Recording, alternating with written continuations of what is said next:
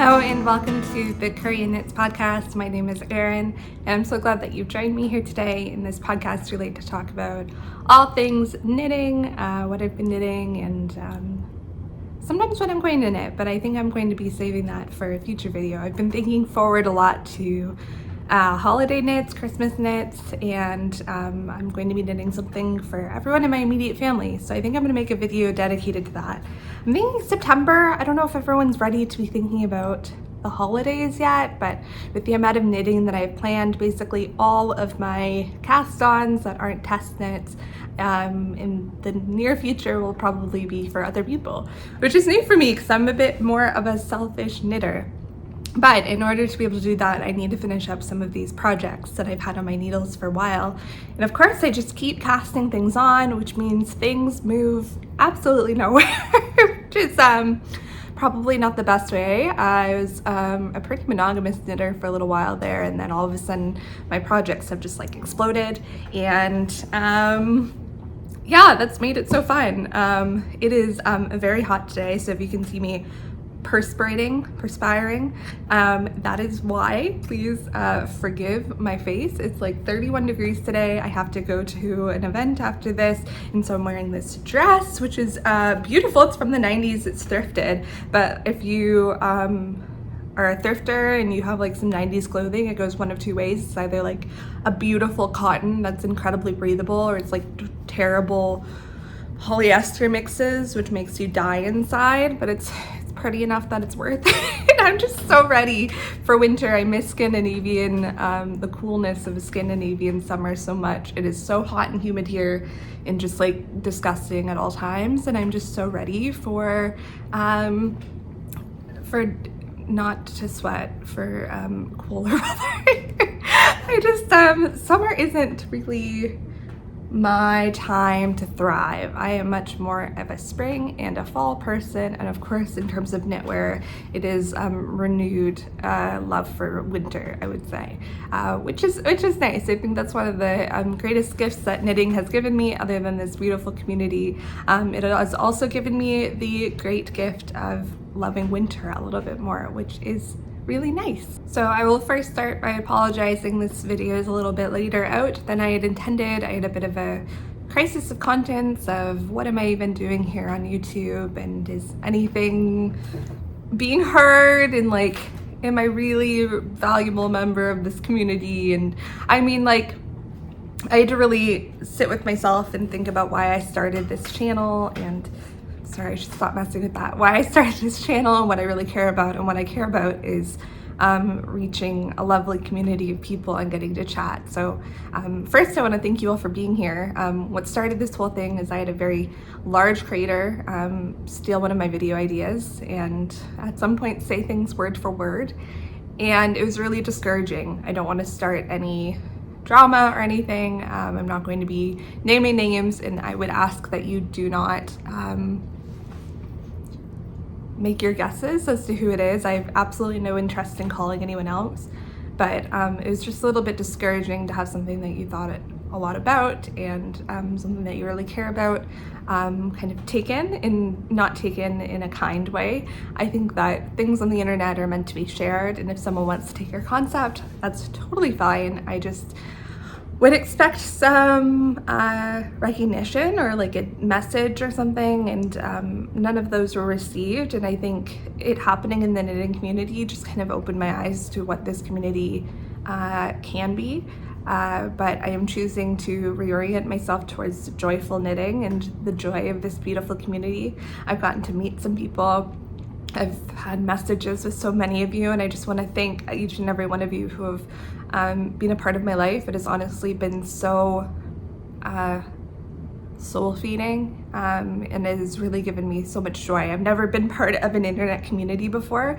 I've been a lurker in a lot of communities, but I've never felt like I have enough to say to contribute to a community, and knitting has just opened my eyes to the beauty of the internet, really. I'm like a big person of reading threads on Reddit, but I very rarely ever post on there, and on Instagram too. I kind of just stick to my own corner I have, and it's been really interesting getting to have a small foray into the online world and getting to join it, and I've just been really enjoying it, and just thank you for accepting me with open arms. And I'm just reorienting myself towards joy and coming back to YouTube after a non-hiatus with a newfound purpose, a newfound joy for my channel and this community. And I think I'm going to make a real effort to start watching a lot more smaller channels. So if you have any knitting podcast recommendations, please leave them down below.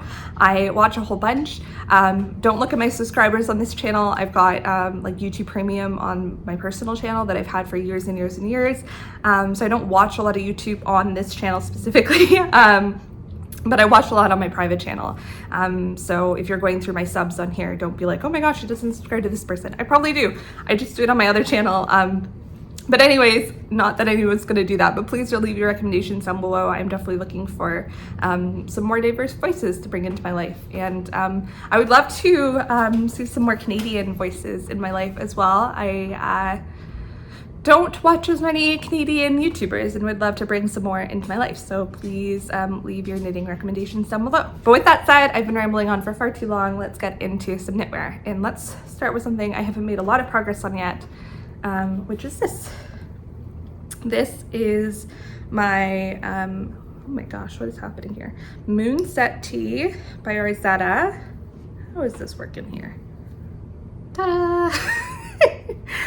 So you'll see if you've been following that I have not made a lot of progress here. I kind of just finished up the front section, and am now going back and forth in the front, and I'm going to join in the round soon-ish. The reason I had to take a break on this is because I spilled a whole lot of coffee on it. This exact coffee, actually. I've had someone ask, actually. I have an espresso. I do 2 shots of espresso on ice. Shake it up. So it's an ice shake and espresso, very similar to Starbucks. And then I add a little bit of this Starbucks creamer. I really like the caramel macchiato one. The pumpkin spice one, when it comes out in October, is delicious. And the, oh, what's it called? It's like a spicier one that I really like as well. And then I fill it up with vanilla almond milk. And that is my morning coffee. It is a little sweet, but then I have a black coffee later on. So I feel like they balance each other out, but it's delicious. I've had friends try it. I've become kind of known for it in my friend group, but I recommend. But I was really nervous about spilling it because usually coffee comes out really easy, but I didn't know about almond milk and creamer and things like that. But it seems to have come out really well. So this is where the spill was. And I don't think you can really see anything. I was really worried about it being on lighter fabric. I also didn't know how silk would take with a stain. So what I did was I dabbed it right away with paper towel, dabbed it out as much as I could. There was still a stain that was left. And then I soaked it in water for literally like 5 minutes. I've heard some mixed things about leaving silk in water for too long, so I didn't want to risk it. I didn't use wool wash. I didn't use any kind of wash. I just use water because, again, I didn't have time to research how silk should be washed, and I didn't want to take any chances. So warm water, literally dunked it in, let it sit for probably less than 5 minutes, and then just laid it out to dry in the sun, and the stain is pretty well gone. I only left it in the sun for, first off, we only got morning sun, so maybe an hour or two, and I haven't noticed any discoloration from the sun on this fabric at all, but I just wanted to give the sun some time to lift it if it could. It's probably a mistake, but that's what I have going on for this. And then I've just kind of had it sitting off to the side because I am not ready from the trauma of spilling coffee on it yet. But that's what this is looking like, a little bit of a hot mess. But I think I'm actually making some decent progress on this, and it will make a lot more progress when I can get around to joining this in the round, which is not too far off. I think I have a few inches on the front. Or more than a few inches. I only just joined the front here. Oh gosh, it's like twisting because of the barber cord. So yeah, just need to knit up the front. I think 3 or so inches is what it calls for, and then I join in the round, which is perfect. And then when I'm in the round, I'm just flying in the round. I don't think I have anything that is stockinette in the round, so I am very excited to have something on my needles of that caliber. I'm knitting that in Knitting for Olive Pure Silk, and that is the color Haze, and I'm also joining 2 other colors to make some kind of stripes, and I'm still undecided of how those stripes are going to go. This is 1 full skein of the Knitting for Olive Pure Silk, so this is as far as I've gotten with 1 skein. You would have heard in my last podcast that I have 2 skeins of this color, and that's why I'm supplementing with stripes of the 2 other colors. And I don't know if this is going to be enough. I'm still hemming and hawing about it. This is decently accessible for me to get, though. I just have to drive to Toronto and I'll be able to get my hands on it. Will likely be a different dye lot, but it is what it is, and I'll make do. But that one I'm not as concerned as getting my hands on. The next one I am much more concerned about my game of yarn chicken. So let me show you that. Oh, everything's falling on my poor dog's head. I'm so sorry. He's like lying at my feet chewing on his bone, and I just had a whole sweater fall on him, and he looked at me with betrayal. Okay. Oh no. We've got stitches falling off. We've got sweaters flying off the table. It's a little chaotic over here. All right. So this is the Riento tee by Sari Nordlund.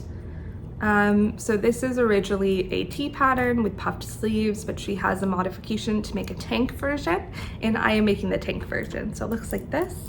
It is just a moss stitch, seed stitch, double moss stitch. I've seen a lot of people call it a lot of different things, but it's actually one of my favorite stitches to do. I just love the look of it.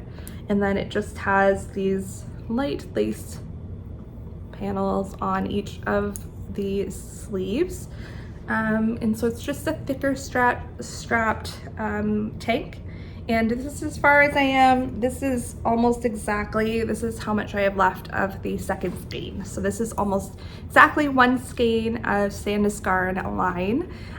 In Sandisgarn line, it looks like this.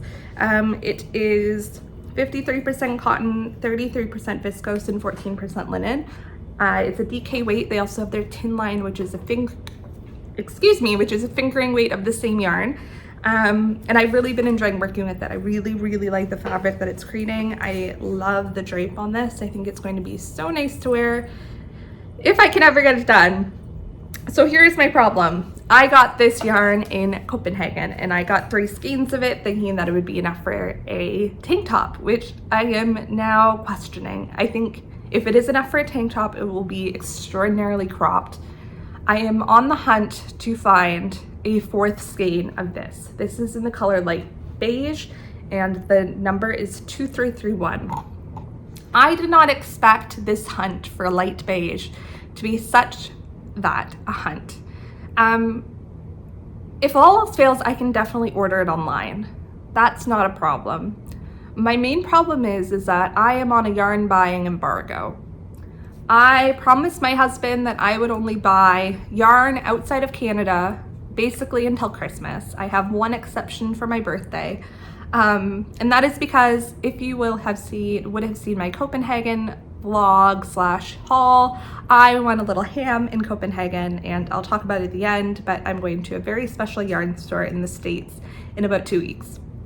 And I expect to buy a decent amount of yarn there too. And so I think it was a very fair trade-off. He said you can go crazy as much as you want in those places. And I mean, we discussed this together. He doesn't set the budget, but he's much more financially minded. We're trying to buy a house, etc. Anyways, he's a lovely man. Please don't see this as, oh my gosh, my husband's restricting my budget. He's very kind about it.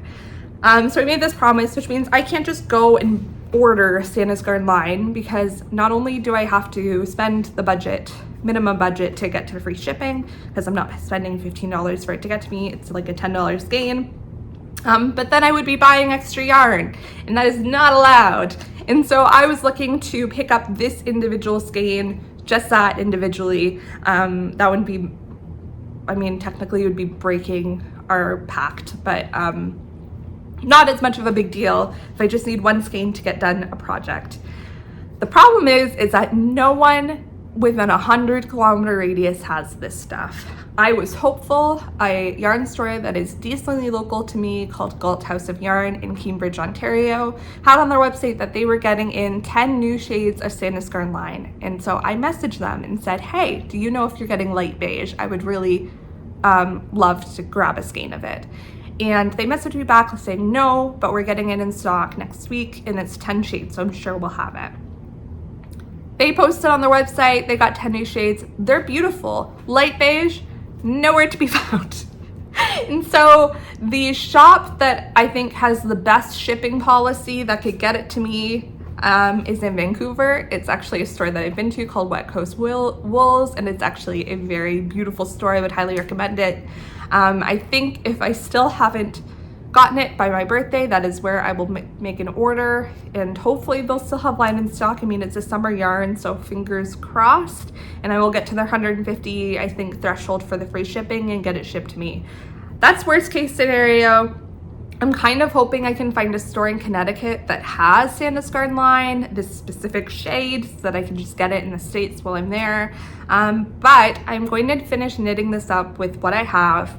Hope that I can get enough out of this, but I very much doubt it. So you have to put, I mean, I could keep it like this. I actually don't mind the look of it without the ribbing. So it's supposed to have a ribbed neckline and ribbed sides here. And I think I could forgo it. I actually quite like the look of it without. So that's a possibility. That could give me some more room. But just looking at as far as I've gotten with this, I don't think there's any way that I could get much of a wearable tank top. I don't know. There definitely isn't enough length on it right now, and I've literally just got one more left. And there's not a ton in here. It's 110 meters, so I don't think I'm gonna make it. I think I might be losing this game of yarn chicken. So if you have this or have access to this and are interested in like a yarn swap sort of situation, please let me know. I am definitely open to that. But if not, this will probably go on hold till next summer, and I'm just going to pray that I can get my hands on an extra skein of this, because I made some poor buying decisions in Copenhagen, and that's the end of that.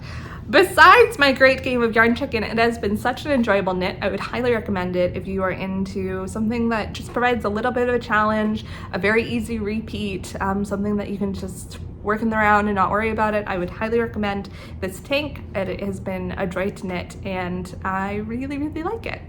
So this sweater has gotten so much love since I posted it on Instagram. I have been falling more and more in love with it the more I work on it, and I think that it will be one of the patterns of the winter. If I've seen an explosion of people knitting it on Instagram, and I really hope to see it gain a little bit more popularity in the future.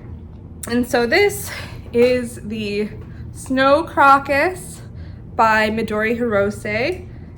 Yes, they're the same people that made their ranunculus. Yes, they have some other patterns, and I am just in love.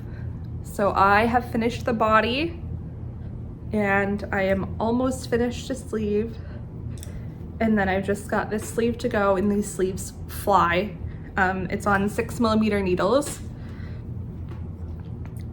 Like, look at the drape, look at the patterns. Oh my gosh, I am just so in love with it. I remember looking at it when I first cast this on last winter and not being sure if I loved these U-shaped cables, and I do really love them. I think it's just stunning when you're wearing it. It is a stunning sweater to look at. I love the yarn choice. It's been an enjoyable knit. It's a pattern that's easy to memorize. I've spoken about this last time, but it's been so cool. So I put this on hold for about 6 months, and when I picked it back up again, I realized just how easy this pattern was. This was like the hardest thing I had done when I first started it, and I'd finished to about here, and I've flown past the rest of it. It's been so cool to see, to really like be able to see my progress as a knitter, is to see how far I've come since last Christmas. And I am so excited to wear this sweater this fall and winter. It is just so beautiful. I was a little worried about the color of my skin tone. I think it's fine. It smells so good. It smells like sheep, and I just love it. Anyway, so yeah, so I did the ribbing a little bit less than the pattern recommends. It has some chonky ribbing on the bottom, and I did a little bit less. I think I like the amount of ribbing I ended up with. And then I don't think I made any other amendments with this pattern. It is just beautiful the way it is. I am doing the sleeves on double pointed needles. It is my preferred method to do sleeves. I think I would like small circulars. I do not have a pair of shorties right now in these sleeves. Sometimes I can get away with sleeves on my 16-inch. These, for whatever reason, were just pulling a little bit and I didn't want to pull the pattern. So I pulled out my double pointed, and these are literally from Amazon and I love them. I'll see if I can find them and link them below. But they are working just fine. I have not had any issues with laddering on this sweater, which is great. And I find that they're able to divide up so that the cable pattern on the top is just able to sit on one needle. And I know when I'm getting to the cabling section, super easy to segment your knit. Don't even need stitch markers. It's been a joy to work. And I'm almost done my second skein, so I cannot believe how far I've come on this sweater with just using 2 skeins of yarn. I don't know why I always have this issue. I always buy, or almost always, I just talked about having yarn chicken, but for sweaters, if I'm going by the amounts that they suggest, I almost always end up with way too much yarn than I need, especially for worsted weight sweaters, and I really don't know why this keeps happening to me because I'm spot on with gauge. I'm knitting the right size. I have no idea. But anyways, I'm knitting this in wool stock worsted from Blue Sky Fibers. They have these chonker skeins that are 300, I think. They're 150 grams and I think, yeah, 370 yards.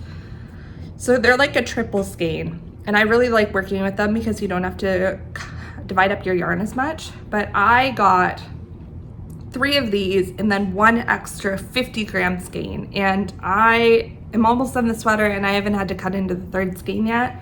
There's no way I'm getting to that 50 gram skein. I don't even think I'll get even halfway through this. It is astounding to me how far I've gotten on this sweater with relatively, it seems, little yarn. And again, I don't really know why I'm using less yarn, so much less yarn than the patterns recommend. And this isn't just this pattern, this is a common denominator with a lot of patterns that I've knit. I'm just using far less yarn and my gauge is spot on, so I don't know what I'm doing. I mean, it's not a bad problem to have, I guess. I've got a lot of extra worsted weight, like half skeins, even full skeins that I'm excited to make some kind of stripy project with, but it's a lot of yarn left over, especially when it's yarn that you kind of splurge for. For 150 grams, this is 30 Canadian dollars. I would say it's well worth it. It's a really, really nice yarn. This is one of the yarns that I'm hoping to pick up in the States because I would love to knit with it. They have a beautiful charcoal color, so hopefully I'll be able to show that to you in the near future. But yeah, I just love this sweater. I love this yarn. I've had such a fun time working with it, and I'm hoping to have a finished object off my needles to show you next time. And if I have any luck, maybe it'll be cool enough to wear it. Almost definitely not, it will still be August, but a girl can dream of cooler weather, okay? Maybe I'll just, no. I was gonna say, maybe I'll just put my air conditioning up, but my poor little external air conditioner in this building could not handle that. So we're sticking with the heat. Anyways, that's that. Also, the way that this is knit, I'm kind of considering making a like a vest. What do they call those vests that aren't vesty? Like a pullover. You know what I'm talking about?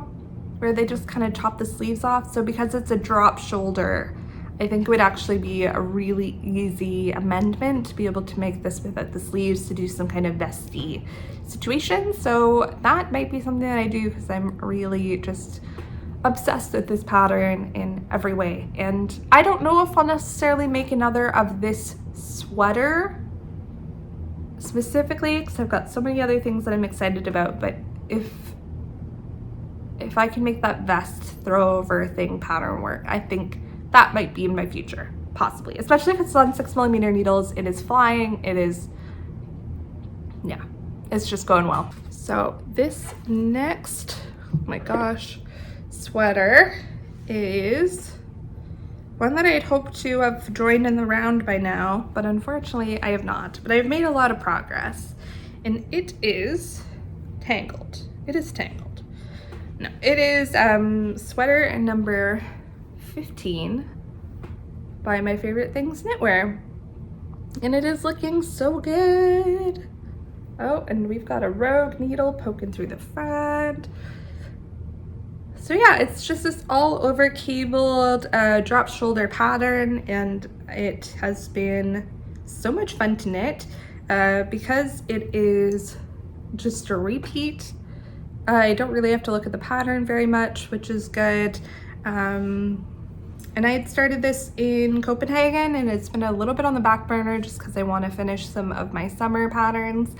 But yeah, I've kind of pulled it and have been working on it quite a bit recently, and I've really been enjoying it. This is my first pattern that I'm working with a lot of mohair, and you can see the halo on that. I am still undecided about how I feel about mohair, if I'm being honest.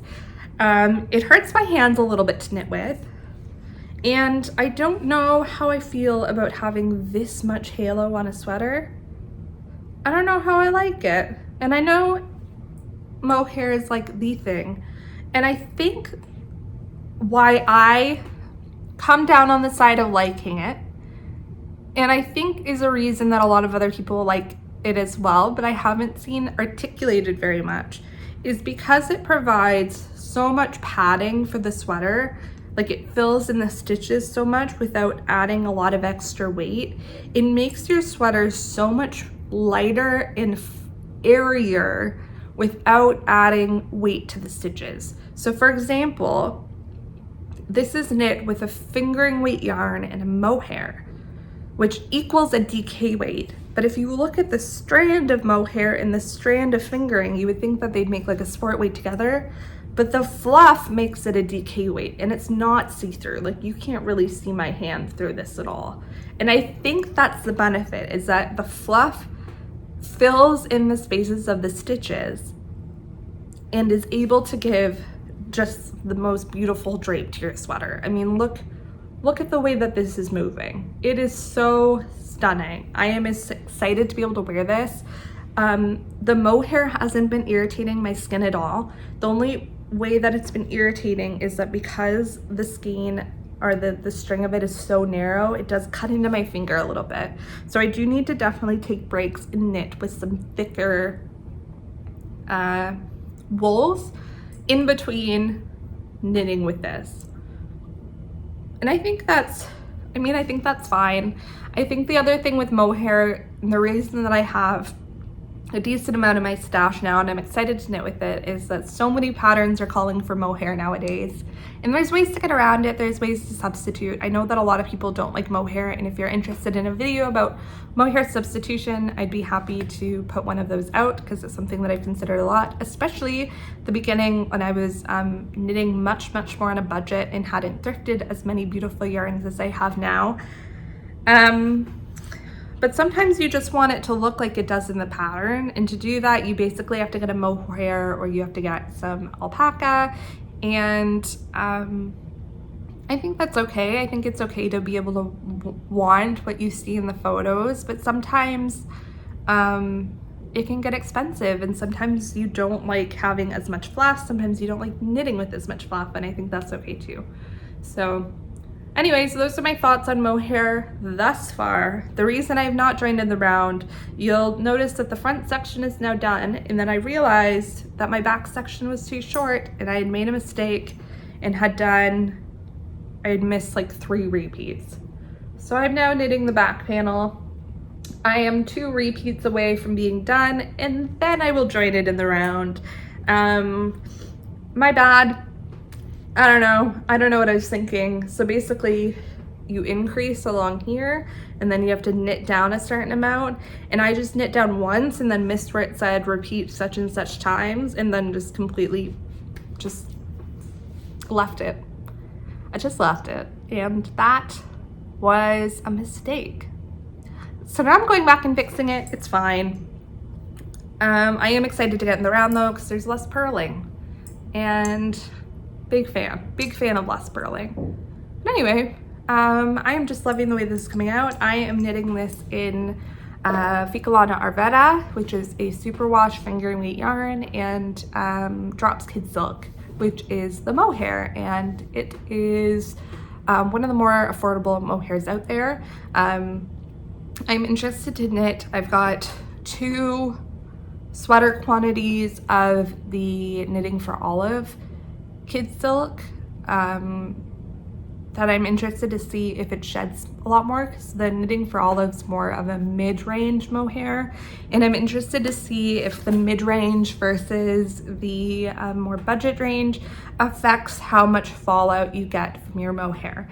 And I will report back when I start knitting on those projects, but I think the fingering weight and mohair combination is a big win for me. I love the fabric that it's creating. I've got a project that I'll be passing on soon-ish that is a DK weight and mohair, and I'm not sure if I'll get as much benefit from the mohair from that. So I'm excited to see what I think of that. So recently there have been some absolutely beautiful designs that have been coming up on Instagram for test knitting, and I had taken a long break from test knitting. The last thing I test knit was in May, early May, and then I took some time off, and I'm still being weary with what I decide to sign up to test knit for. I am not accepting any test knits that I have to buy yarn for, because obviously I'm not buying yarn at the moment, and I'm mostly looking for test knits that take up some of my thrifted stash, especially. Almost everything that I've bought new, especially from Copenhagen, I have projects in mind for it. I'm open to changing those projects, but I'm really excited by the projects that I have coming up. So I'm not necessarily looking for a replacement for those unless I see something better that comes up. But I am looking for things that are in my thrifted stash. I don't always have an immediate plan for those items. So if I see something that fits the bill for those, I'm very likely to jump on it, because I do feel a lot of responsibility for making sure that my yarn stash is used well. So when this, I applied for, that said, in one day I ended up applying for 3 test knits, which is too many. Thankfully, I know I didn't get one. I did get one, and I don't know if I got the 3rd. So right now I am on 1 test knit, and it is using some thrifted yarn, which I am excited for. And I am hoping that I get the 3rd one, more so because I like the designer. But I won't talk about that unless I get it, because I feel like it's weird talking about test knits that you didn't get. But anyways, I felt a little bold applying for 3 test knits in one day. And although the one that I didn't get accepted for was actually the one I was most excited about, this at least gives me a chance to see how other people are knitting up with it, the fit on other people, to decide if it's something that I really like to knit.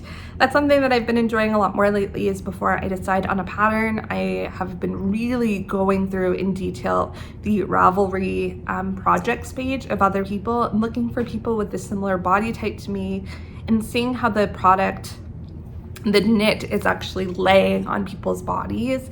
And it has turned me off a lot of the knitwear projects that I had planned, especially with summer tops. I find that a lot of summer tops are not fitting on people's bodies as they did on the sample knit, and it just kind of lays a little funny, and I just don't have a lot of interest in wearing something that isn't going to fit me.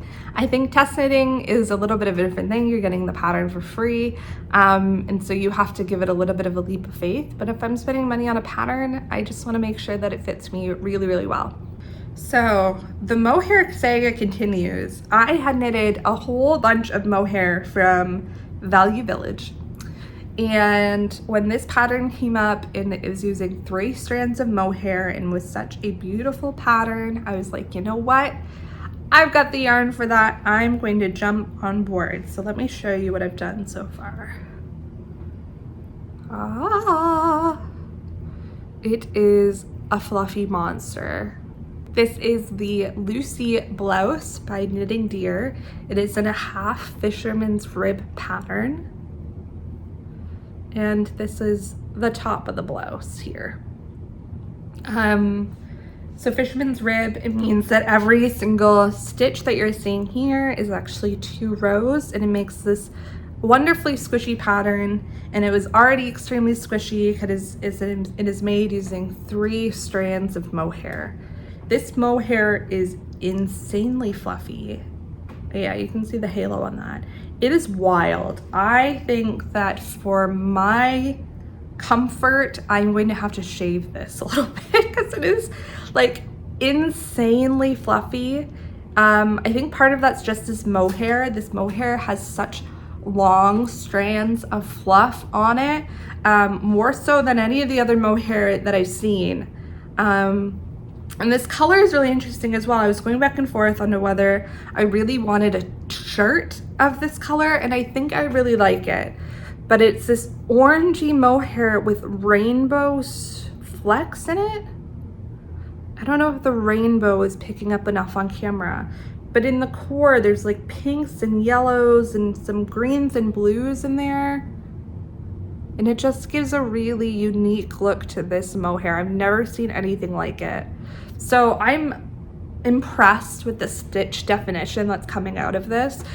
I didn't think, because I had seen the sample, it was knit up in 3 strands of mohair. I think that she uses Sandiscarn tin silk mohair, I believe is what she used, 3 strands of that. I'll put up the photo, and I mean, she has beautiful stitch definition, but when looking at my mohair and how fluffy it was, I was like, no way is this going to have stitch definition, but it does. And it's beautiful, beautiful stitch definition. So I'm really hoping that this will be wearable.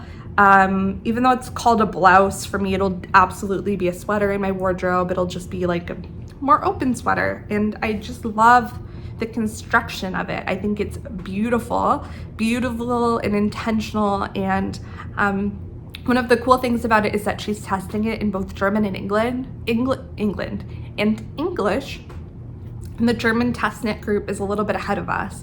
So I'm getting hints of other people, what other people are going through in their testing experience through Instagram. And so I actually have been really enjoying the testing experience. And only as a group of testers, just lovely. The designer is wonderful. I had posted a little bit about my cast on, and she had messaged being like, hey, how'd it go? What's happening? And I've never had a tester be so hands-on in that way, and I think it's really lovely how much she cares about this design in this test going well. But again, I just love seeing the German test group, who's a little bit further ahead than us. I think they started maybe just a few days before. Sorry, every time I talk since having COVID, I get like my sinuses swell up, which is just delightful. But anyways, let me show you this yarn. So this yarn is in a cone. I have 2 full cones of this, and I have caked up a 3rd ball off of one of the cones. But if you look on the bottom here, like the fluff is insane. Look at that. Look at that. And I thought it was just like matted up on the bottom because of how much fluff is just like, it looks like an animal. But it's not, it's just genuinely that fluffy of a mohair. That's a single strand. And the fluff is just so much longer than anything else. So when I first posted this haul, so I got both of these, were they $2 a piece? I think they were $2 a piece for these. I'm definitely not gonna go through all of this for this shirt. I think I could probably get a sweater out of it. Sorry, excuse me. I think I could probably get a sweater out of this as well. And on the inside, does this have, it's from I think I had looked up, it's from Flibucci, which is an Italian brand, and it doesn't have the information inside, but I think I had found it on their website, and it is a silk mohair. And can you see in the skin a little bit more? You can see a little bit more of that rainbow shading that they have going on. And that is part of the reason I've had such trouble finding something to pair with this. I wasn't initially going to make something all mohair with this. I was initially thinking I would find like a coppery, browny yarn and then put some mohair with it. But not only is the core kind of white, it also has this rainbow effect to it, and it's made it extraordinarily difficult to be able to find any kind of yarn that would in any way match it. So I'm happy to be knitting something on its own. I think if I have a lot left, which I fully expect, because I've got this and this, like literally so much mohair, I'm gonna make a cardigan out of it. I think just an all mohair cardigan, maybe the Sunday cardigan I really like. Maybe, I think there's the Ozetta cardigan mohair edition, I think would be really nice. But yeah, I am loving being able to knit this from stash. Got a lot of compliments on the color, and it's really reassured my choice that this color is a good color for a blouse. Knitting from cones though means that this is a sedentary, not moving around my house project. I have it sitting at my desk. Not only do I have to look at the pattern quite a bit because I'm testing it, but also because it's not necessarily intuitive. It's not hard by any means. It's just there's a lot of increases and they're double increases, and it's just, you gotta keep on top of it. You kind of gotta keep track of your rows. So anyways, it's all resulted in it being a very sedentary pattern. So I have these sitting on the floor, and then I have this sitting on the desk next to me, and I'm just pulling from all three of them at once. And so far so good. I haven't gotten any major tangles. Will there be major tangles in my future? Probably. I mean, look at the fluff. It's insane.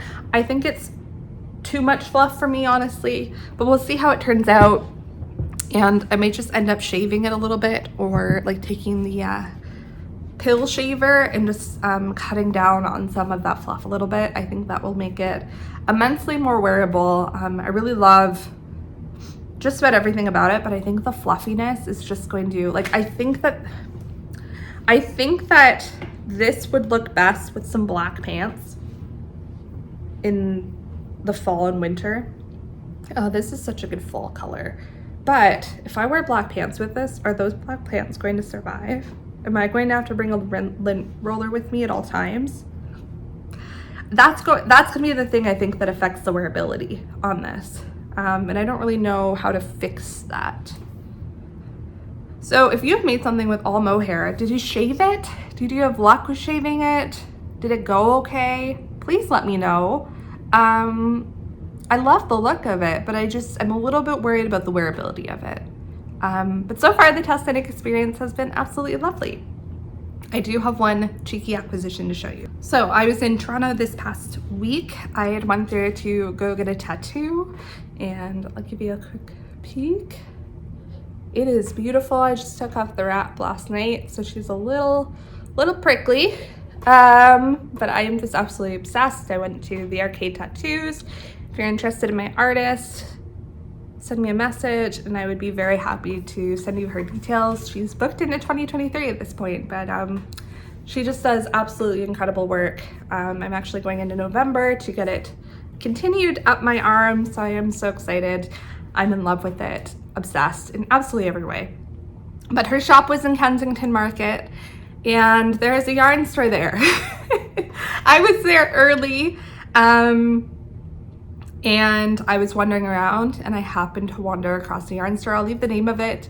I don't remember the name of it. It was pretty small, but they had a lot of Canadian yarn people, yarn dyers there. And they had one of my favorite dyers there, which is lichen and lace. And so I was looking at the stuff, and she had lichen and lace that I had actually never seen in person before. And I had a moment of weakness, and I had some cash on me. And so I picked up a little skein. I mean, I just talked about how I'm not supposed to be buying yarn, and here I am. So this is her worsted base, and I've only ever seen her fingering bases, and her worsted base is actually really lovely. This is the color Black Walnut. I'm always so attracted to these browny purpley colors, and this is 100% superwash merino. It is 200 yards, and I am going to make a hat, either a muscle burrow, or I'm thinking if I have enough, I'm going to make a pearl Soho bandana wrap out of it. And I have a perfect mohair to match with this. So I think I'm actually going to pair mohair with this. And it's going to be lovely. I'm so excited to have found this. She has absolutely beautiful colors. She's based out of New Brunswick. And she is probably my favorite Canadian dyer. I just wish that she'd do some more non-superwash bases. I think that if she could get that on the roster. I know she has a swart base, and they did have that at the shop, but I would have had to get quite a bit of it, I think, to make anything that I was interested in making with that specific base. So I ended up getting in this one, and I really like it. And the store was cute. If you're in Kensington, it's absolutely worth checking it out. Kensington is beautiful, by the way. I haven't been in years, and it's just such a fun place to walk around and go in and out of shops. I went into one of the antique stores, Courage My Love, I think, and they had such a wonderful button selection, but I was running pretty close to time on arriving for my tattoo appointment, so I had to run out of there and I didn't get any buttons, but they have some beautiful buttons. So if you're looking for buttons for a cardigan and you're in the Toronto area, I would definitely recommend it. But yeah, this was an 8-hour session, and holy heck, I was done by the end. I got Chipotle and then I drove back home, and it was a great day, but I was exhausted and I hadn't really had anything to eat between like 1 and 9 p.m. and I was just about dead to the world. So anyways, excited to do that all again in November, but I'm happy to have been able to pick up this little beauty, and this will probably get on my needles in the not so distant future. So that's all I have to show you today. Thank you so much for watching. I am headed to New England in about 2 weeks. I am going to a conference at Yale, and I am driving, so I have a little bit of freedom. I'm not there with a lot of free time, but I've got big plans to hit up a Target, to go to an American grocery store and get some funky Pop-Tarts. This is what Canadians do when they go to America. They're just like, how many? This is what Canadians do when they go to America. They're just like, how many weird, funky flavors of things that are familiar to me can I find? Up until recently, my favorite M&M flavor was in America exclusively, and it just came to Canada. M&M pretzels are like divine. I love them. I used to pick them up, like bags of them, and bring them home, and now they're in Canada, and I am so happy. So I will not be bringing home bags of M&M pretzels anymore, which is good because I felt like a maniac in the stores. But yeah, so I am going to a very special yarn store. It's on a whole bunch of lists of the top 10 yarn stores in all of the US. It's in Connecticut. I'll leave you to make your guesses down below, but I will be vlogging my adventures in Connecticut, in upper New York State, and driving around in that area. It is my first time in New England proper, so that is exciting. I've driven to New York City before, but I've never gone kind of beyond that, north of that, on this side of the US at least. And if you have any recommendations for New Haven or Connecticut yarn stores, or even upstate New York yarn stores that I could catch on the drive there, please leave them down below. I'm excited to see your suggestions. I've taken a quick gander, and there actually seems to be a yarn store, what do you call it when all the yarn stores get to crawl? Yarn store crawl. in the area of Connecticut that I'm in. So I don't think I'll do that. There's like 10 yarn stores to hit, and a lot of them seem really, really small. Lovely if you're in the area, but I think I'm very limited on time, so I don't think I'll be doing that. But there are 2 yarn stores on my list, but I think my next video will be my vlog through New England, exploring the stores, showing you what I got, etc, etc. And we'll probably be coming to you from another hotel room. So thankfully this trip is all of like 5 days leaving and coming back, so it won't be too long, and it's pretty jam-packed with activities, and I'll be meeting lots of new people, which is always a joy and a stress, but I'm excited for it. And yeah, if you have any suggestions, not only for yarn stores in that area, but things to see in the New Haven area. I was debating whether to go up to Boston and Maine, but I decided not to on this trip. I am likely going to be heading back in that area in the not so distant future. There is some contacts that we have at Harvard, so I think I'll be going on a business trip out that way, if not this fall, then probably next year. So I'll end up there eventually. But yeah, anyways, I think that's all I have to say. My husband and I have started the arduous process of buying a home, our first home. So I'm very excited for that. And it's kind of been taking up almost my every thought. Every time I'm out walking around, I'm like, we could live in this house. My husband's like, that's $1 million. But I've also been dreaming about a craft space. We're looking for like a 3-bedroom home, and he'll have his office and I will have my office / crafting room, and that'll be wonderful. And then my office likely will get turned into a baby's room eventually, probably when I finish the PhD, God willing. And